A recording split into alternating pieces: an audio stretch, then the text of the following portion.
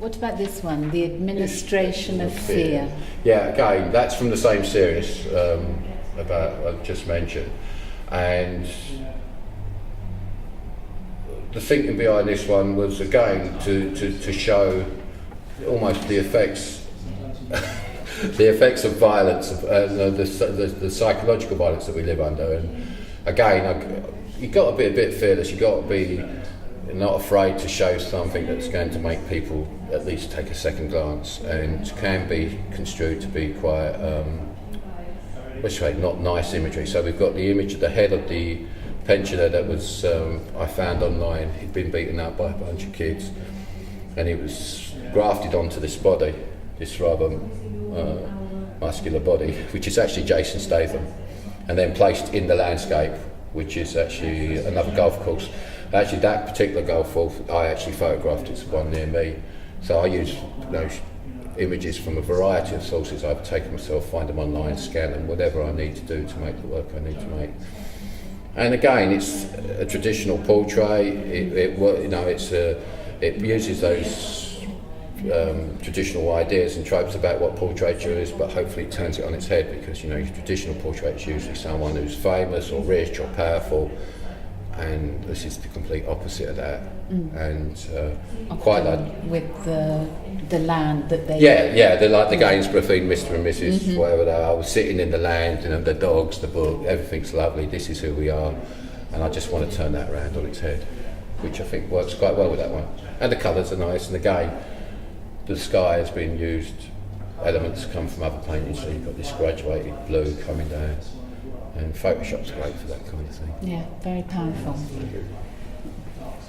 This one, Dead Man in My Head. Tell me about this Dead one. Man in My Head. Again, not too dissimilar to the one I've just talked about in terms of what my thinking was. Again, we've used the boxer. I think actually he's a mixed martial artist. I've never seen a boxer been injured quite as badly as that. And this, I think it's a Richard Avedon photograph, black and white. No, it's not. It's Peter Hager, who's a Dutch photographer whose work I've used. And again, creating that sort of landscape.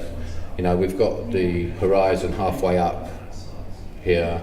Again, incorporating elements from other photographs. There's a turn of watercolour, which I think is I think it might be Venice again.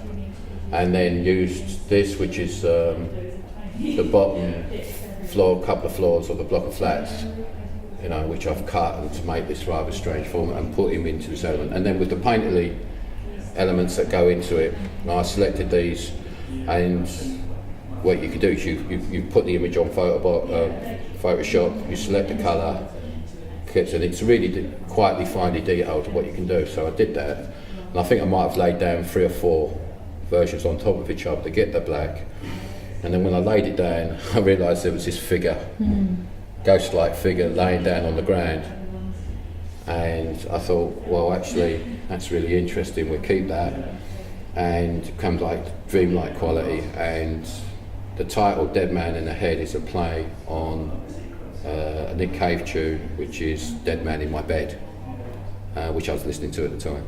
So these things, you take what you can from whatever sources are available, whether it's music, poetry, visual stimuli, TV, popular culture, high culture, and you bring it all together to make the work that you want to make. And that's quite nice. Serendipity, like the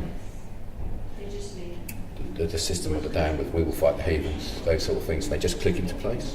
You think they're brilliant, we'll have that.